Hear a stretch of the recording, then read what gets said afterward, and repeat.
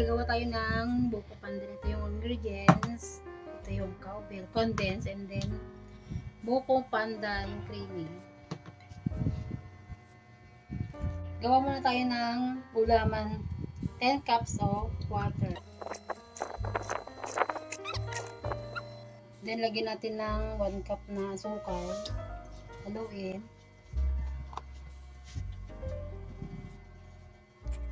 Lagay ng gulaman, flavor. Haluin. Pag nahalo na ito, saka natin isalang. Tapos habang nakasayang ito, ay haluin natin hanggang sa maluto. Ito ay malapit na pwede na itong patayin ng apoy. Lagyan mo natin yung gulaman na niluto. Isang stainless. At tigasin mo muna. Hi guys, dahil mahit ang panahon, gagawa tayo ng ice candy buko pandan. Ngayon magpakulo po tayo ng 8 cups of water sa kalan. Ito. Ayan, 8 cups na po yan. Yung tubig.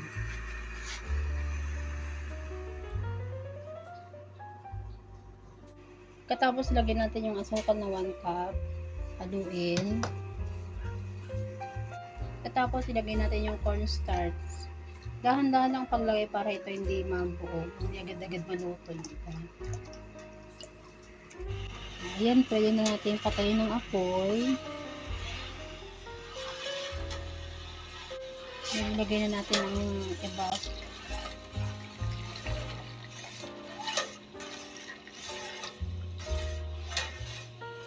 Ayan, ilagay natin ang condensed buko pandan. Ayan.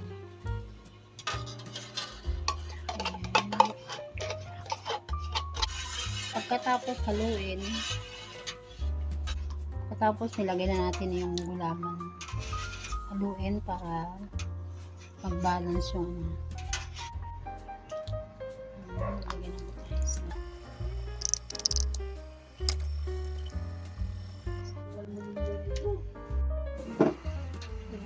Hi guys, that's making a buko ice candy.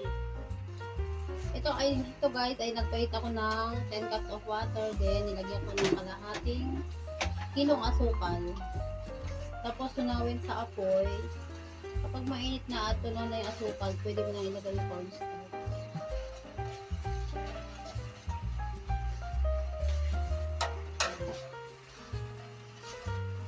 Ito yung gamit ko, condensado. Kahit anong brand na condense, pwede. Kasi yun yung ibang condense kasi mas mura. Ito naman yung iba. Healthy powder. Mura lang to guys. Kayang-kaya ng bulsa. Kaya-kaya nyo po ito ng bulsa. Ang mga ingredients natin guys Then, is buko, jelly, tapos ito sabaw ng mamaya, buko. dadagdag ko itong sabaw ng buko. Yes. Then, Jelly. gulaman. Panggulo lang talaga ako dito guys. Ito guys, malapit na ito maluto. Katapos maluto, i-set aside natin palamigin bago natin ihalo yung mga ingredients. Homemade yan guys. Homemade ice candy. Itong bahay. gawa kong ice candy guys, hindi ka magsisili pag itinitikman mo. Talaga mas malasa at masarap. Tamang timpla. Gawang bahay guys. Pantanggal to guys ng init ng ulo.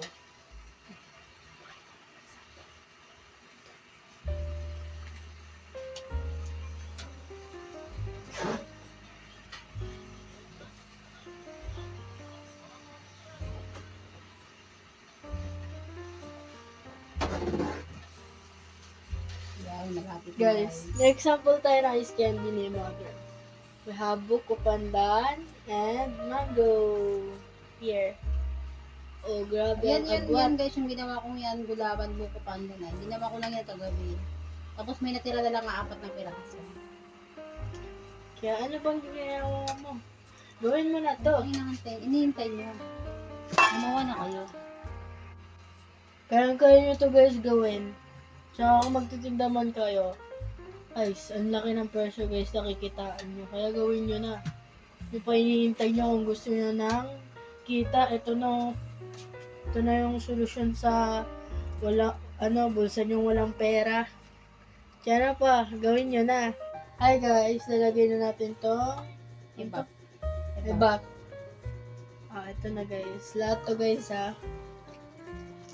Ito siya. Ikita. Yan o.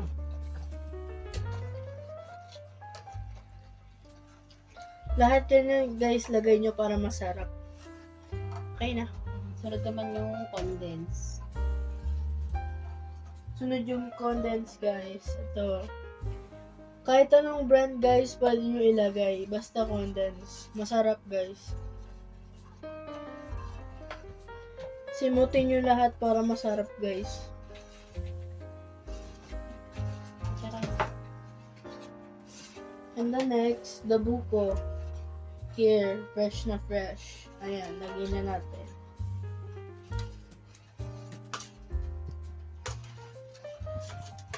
What's next? What's next?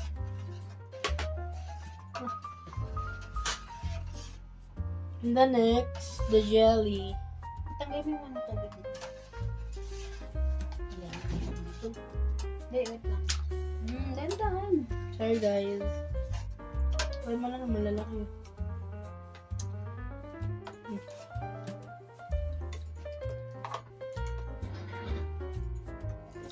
After that,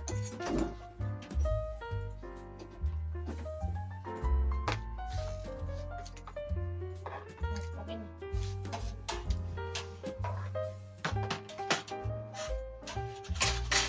Haluin ko guys para hindi magbuo-buo. Kasi pag hindi mo hinalo yan, babura yan sa laman. Yan, ang sarap guys ha. Kita nyo naman, napakasarap na lasa. masarap yan guys. Kaya try nyo na rin. Ito na guys yung ice Ito cream. yung part guys na lalagay na natin sa ice candy plastic yung ice buko. Haluin mo na to baka para yung lasa. Akit yung lasa niya.